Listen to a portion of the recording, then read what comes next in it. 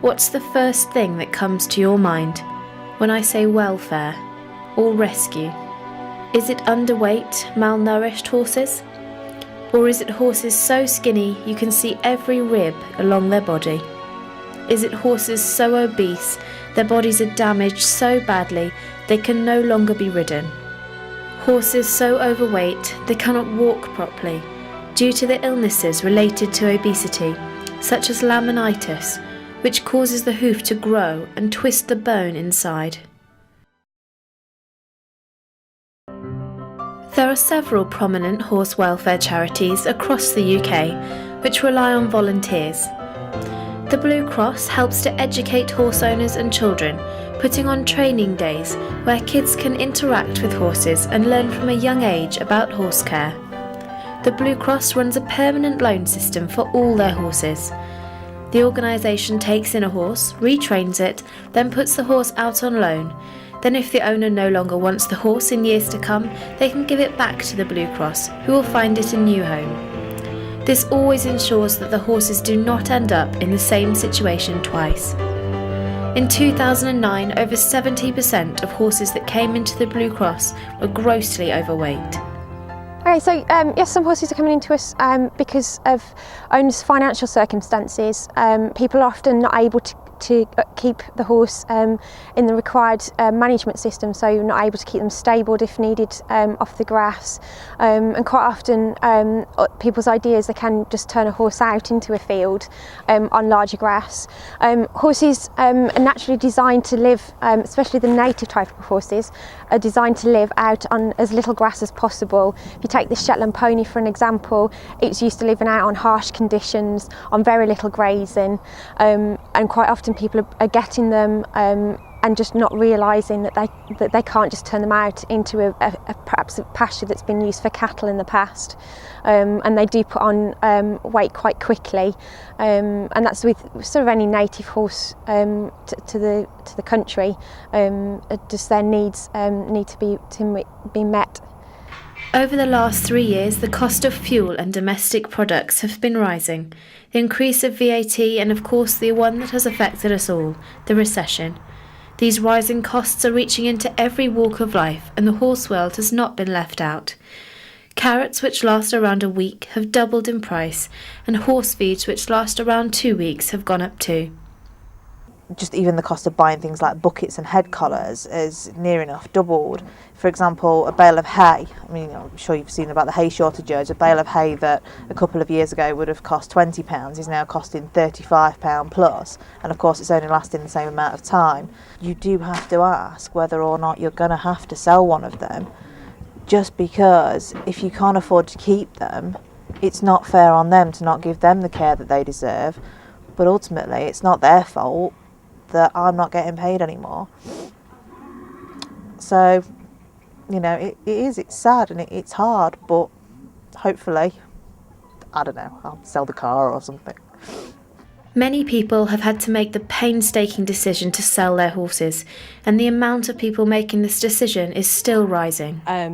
It was difficult because it's like selling your best friend, and that decision does come pretty hard. So I think it comes to a point where when you make the decision, you stick with it, and it's probably one of the hardest decisions I've made.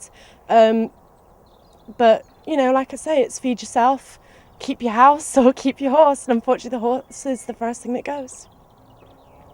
The state of the horse market reflects the gravity of the problem, with the large amount of people who are selling horses and their asking prices standing much lower than they would have been for the same animal 3 years ago. Comparing two adverts in one magazine 4 years apart of similar types of horse, the price has almost halved, and this isn't a singular incident.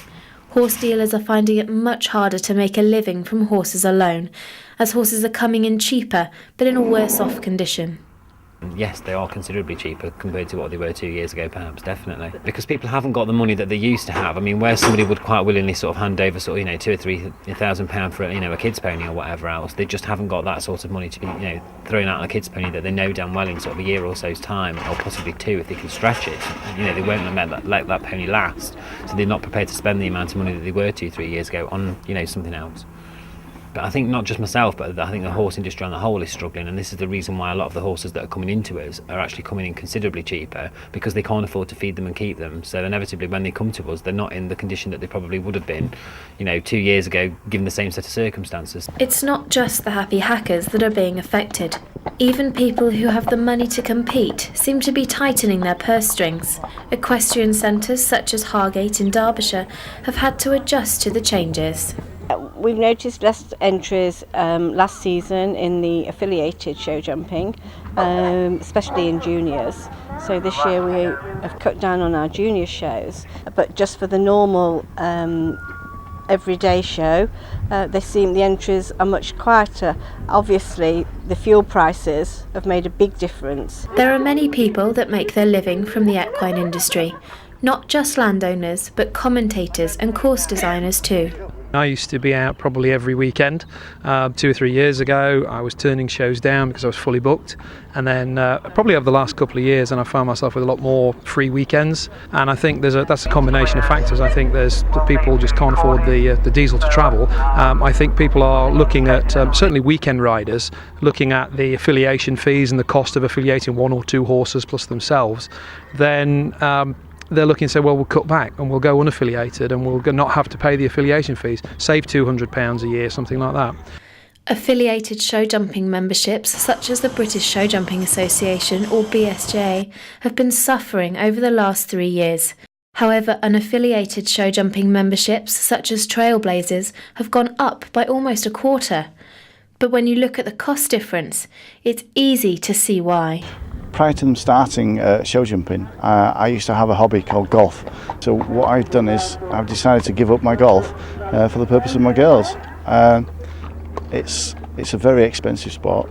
£2. People are doing their best to find ways to save money. Erewash Riders Association is an organisation that runs a bridleways fund. In the last budget cuts, rights-of-way departments across the UK lost thousands of pounds.